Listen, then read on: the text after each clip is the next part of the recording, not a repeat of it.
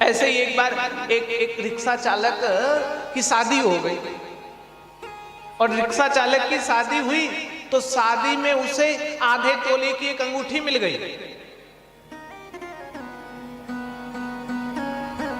पहले तो रिक्शा चालक ऐसे ही चलता था घाटशिला स्टेशन से, आइए आइए आइए आइए करते रहता, बैठिए आइए कहाँ चलना है। अब अंगूठी मिल गई तो अंगूठी दिखा दिखा के आइए, कि कम से कम कोई तो कहे कि भैया तुम्हारे पास अंगूठी। एक दिन बीता किसी ने नहीं बोला, 2 दिन बीता किसी ने नहीं बोला, 10 दिन 15 दिन बीत गया, महीने बीत गए, किसी ने नहीं बोला। क्योंकि मनुष्य का स्वभाव है, अरबपति आदमी यदि मूंगफली का खाए, अरबपति आदमी, तो कहेंगे कि जो है ना आज इनके मन में इच्छा हो गई इसलिए मूंगफली खा रहा है। और भिखारी मूंगफली खाए तो कहेंगे लो खाने का नहीं इसलिए मूंगफली चबा रहा है। अंतर है।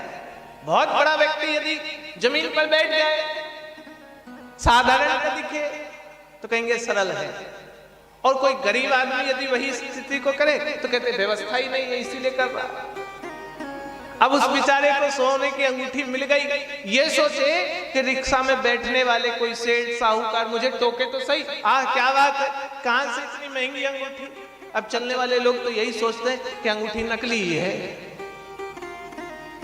बेचारा महीने भर अंगूठी दिखाते रहा, लोगों को इशारे इशारे से बुलाते, किसी ने नहीं टोका। नाराज होकर के घर गया, पत्नी को घर से निकाला, बच्चों को निकाला और गुस्से में अपनी झोपड़ी फूंक डाली। और जैसे ही झोपड़ी फूकी अगल बगल के लोग आए, पानी डालने लग गए। और डालते डालते एक सेठ दिन बोला, क्यों भैया रिक्शा चालक, घर तो पूरा जल गया, कुछ बचा कि नहीं बचा। कहने लग गए बाबूजी एक ही चीज बची। क्या? ये आधे तोले की सोने की अंगूठी। रिक्शा चलाने वाले तुम्हारे पास सोने की अंगूठी कैसे आई? कहने लगे महाराज पहले बोल देते तो आज झोपड़ा तो ना बच जलता। तो इंद्र की स्थिति भी ऐसे ही है, और इंद्र तो हमारा मन है। हम भी चाहते हैं लोग हमारी वाहवाही करें, हमारे बारे में अच्छा बोले। नारद जी तपस्या कर रहे हैं और इंद्र को भय सता रहा है। जानते हो क्या किया इंद्र ने? इंद्र ने देवर्षि की तपस्या तोड़ने के लिए अप्सराओं को भेजा। तब के प्रभाव से नारद जी की तपस्या भंग नहीं हुई। अंतिम में इंद्र ने कामदेव को भेज दिया, जाइए कामदेव। और जैसे ही कामदेव गए, कामदेव ने भी अस्त्र चलाया, कामास्त्र चलाए, लेकिन देवर्षि नारद के ऊपर कामास्त्र का कोई प्रभाव नहीं हुआ। इंद्र को भय लगा कि नारद जी की तपस्या बड़ी जबरदस्त है। क्यों? क्योंकि भगवान शिव पर कामास्त्र चला था, तो भगवान शिव का तब शिव तीसर नयन उघारा, चितवत काम जई जा छारा। कामदेव जल करके भस्म हो गए थे, लेकिन यहां तो देवर्षि के ऊपर कामास्त्र का प्रभाव ना पड़ा। लेकिन कहीं अन्यथा नारद जी ने नेत्र खोला तो कामदेव भी भस्म हो जाएंगे, और कामदेव को भेजने वाला मैं इंद्र भी जलकर भस्म हो जाऊंगा। मैं तो सोच रहा था कि नारद जी की तपस्या खंडित हो, नहीं तो नारद जी इंद्रलोक मांग लेंगे। लेकिन अब इंद्रलोक जाए तो जाए, हमारी जीवन तो बचे। तो इंद्र और कामदेव नारद जी के यहाँ चरणों पर चले गए, क्षमा मांगने लग गए। नारद जी कृपा करो, नारद जी रक्षा करो। नारद जी नाक खोला, देखे एक पैर में कामदेव, दूसरे पैर में इंद्रदेव। क्या हुआ? और जैसे ही कहा, इंद्र ने सारी बात कही। कहने लग गए नारद जी आप चाहो तो इंद्र लोक ले लो, लेकिन हमें जीवन दान दो।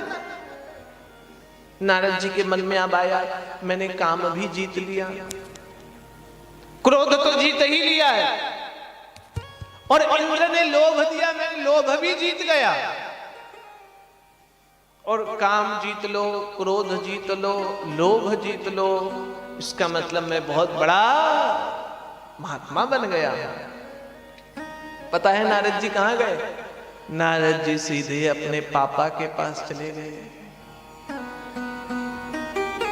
नारद जी के पिता जानते कौन है? ब्रह्मा जी। और नारद जी आए, अरे बाबूजी कहां 5 मस्तक धारण के इधर उधर ताकते रहते हो? पता है तुम्हारे बेटे ने आज क्या किया है? वह काम कर दिया जो तुम नहीं कर पाए। क्योंकि भगवान ब्रह्मा भी काम में वशीभूत हो गए थे। नारद जी जानते इस बात, आगे कथा आई। जो आप न कर पाए आज आपका बेटा करके आया है। और जानते हो, जब बेटा यह बात पिता को कहता है तो पिता समझ जाता है कि बेटे में अब अभिमान आ गया है। और अभिमान के चक्कर में चलने वाला पुरुष जो है ना, ऊपर नहीं नीचे गिर जाता है। अभिमान सदा सर्वदा मनुष्य का नाश करता है। कल भी कहा था, आज भी कह रहा हूं, रूप का अभिमान नष्ट हो जाएगा, धन का अभिमान नष्ट हो जाएगा, विद्या का अभिमान नष्ट हो जाएगा, बल का अभिमान भी नष्ट हो जाएगा, शरीर का अभिमान भी नष्ट हो जाएगा। क्योंकि अभिमान कभी भी सदा सर्वदा नहीं रहेगा। अभिमान में नेत्र बंद हो जाते हैं। और हम लोग तो छोटे, बड़े बड़े अभिमानी न ठहरे। रावण से बड़ा कोई अमीर आदमी है क्या? आज तक के बिरला, टाटा और मित्तल वगैरह सब मिल जाएं तो भी रावण की तुलना नहीं कर सकते। हम आप भले ही चांदी की थाली में खाएं, रावण तो सोने की थाली में खाता है। और हम चांदी का घर नहीं बना सकते, रावण का महल ही पूरा सोने का।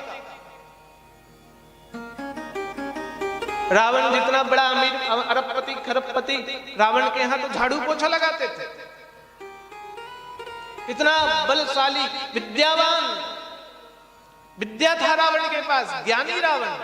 लेकिन एक ही चीज नहीं था, सरलता।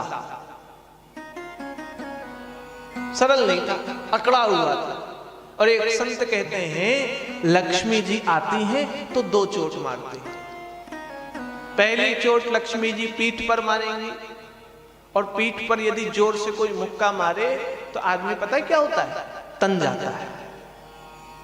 किसी को पीठ पर अभी मार न देना, जोर का मुक्का मारो तो आदमी क्या होता है?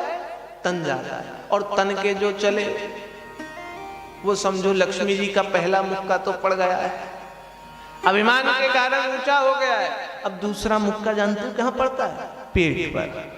और पेट पे मुक्का मारो तो आदमी की क्या स्थिति होती है? झुक जाता है। माता लक्ष्मी 2 मुक्का मारती हैं, एक पीठ पे और दूसरा, इसलिए पीठ पर मुक्का मारे तो आशीर्वाद समझ के सामने झुके ही रहना। यदि अकड़ गए तो दूसरा फिर माता लक्ष्मी पेट पर मारने के लिए तैयार है।